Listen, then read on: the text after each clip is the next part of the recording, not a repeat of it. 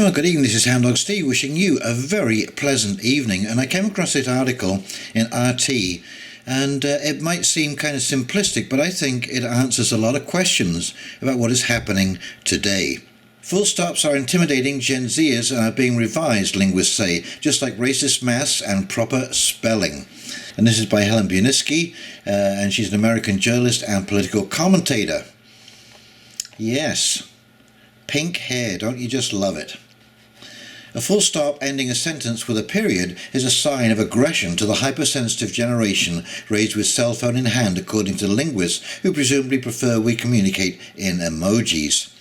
Ending a message with a period has come to signify an abrupt or angry tone of voice to Generation Z, some linguists claim, arguing that in the era of ubiquitous texting and instant messaging, full stops are no longer necessary to merely indicate the end of a sentence.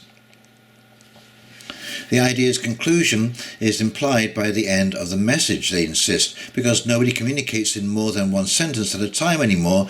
Apparently you just hit send and start a new message. When full stops are used, they're supposedly interpreted as ominous or emotionally charged by the hypersensitive young people reading the message. Now, I don't know if you recall, but it wasn't so very long ago that university professors were asked not to use capital letters to stop scaring their students. Lecturers warned not to use capital letters to avoid scaring students. Ooh. This is completely nuts. You're not kidding. Lecturers in the journalism department at Leeds Trinity University in the United Kingdom were warned not to use all caps when communicating with students because it might make them too scared to do the assignment. And these are journalists. Okay, they're going to go into a harsh, real world, possibly war, all kinds of dangerous situations. Goodness knows what missions their editor will send them on. And they're frightened of capital letters. Are you kidding me? So we are basically going down to the bottom of the totem pole here. And what else will it be that these people will find offensive? And why it's connected to what's happening today is because all of these people who need a safe space to run to are telling us to go home and stay safe in our little safe space. These people are frightened of everything. The full stops use has been revised in a really fundamental way. Professor David Crystal, billed by the UK's Telegraph as one of the world's leading language experts, yeah, one of those people, alleges it's no longer about ending a sentence but about an emotion marker, he says. This is even backed up by science. A 2015 Binghamton University study found college students perceived text messages ending in a full stop as being less sincere than those without one.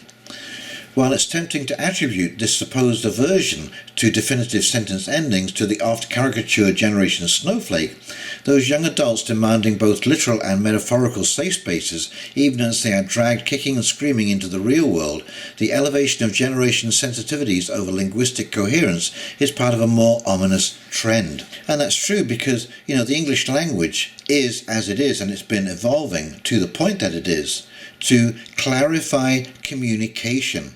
And if you read any of the law books and statutes and bylaws and regulations and so on and so forth, you will see why the English language is written the way that it is, because it must leave no stone unturned. It must be absolutely clear.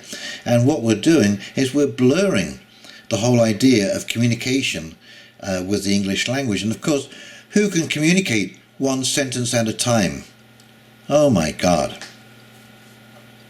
The woke academics running the English department at Rutgers University are staging a full frontal assault on grammar, somehow managing to implicate the linguistic rules that allow us to understand each other's speech in colonialism.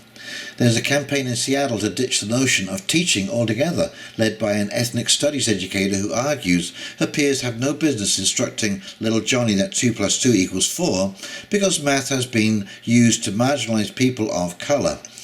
The University of Washington issued a statement back in 2017 cautioning professors against expecting perfect spelling from their students, declaring there is no inherent standard on English. Even the most earnest social justice warrior would struggle to frame punctuation as racist, but it's easy enough for the new stewards of academia to argue that young people shouldn't be expected to use full stops, commas and other punctuation marks correctly any more than, in the eye of Rutgers or UW, black students should be expected to have a working grasp of proper English grammar and spelling.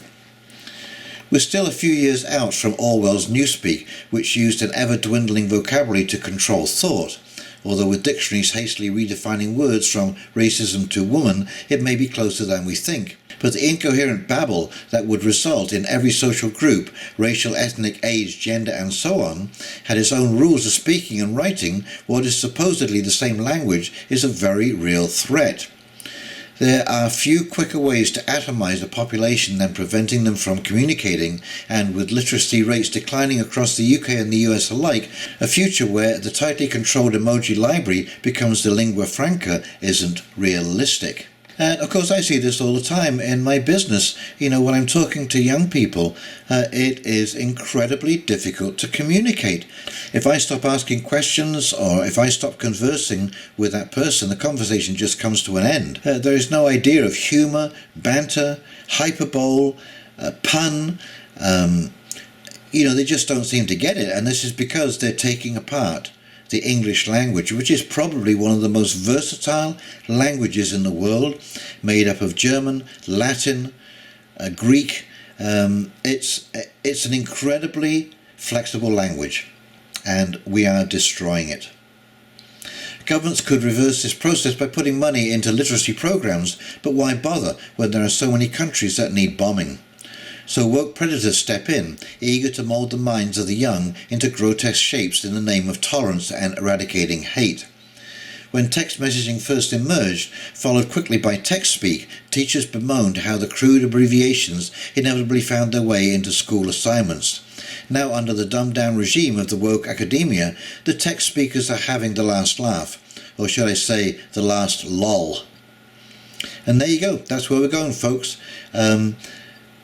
These people will get an incredible shock when they find that legislation still uses old speak, and that when you sign a contract like a mortgage, it still has old speak in there. It has capital letters and it has periods, and you better understand what's between that capital letter and that period, because if you don't, that contract is going to screw you blind. So wake up, folks, and don't allow this, basically the bastardization of the English language, take place. Maintain your language unless it's a necessary change or an obvious change. I see that there's no harm in calling a manhole, considering that there are very few women that go into that profession.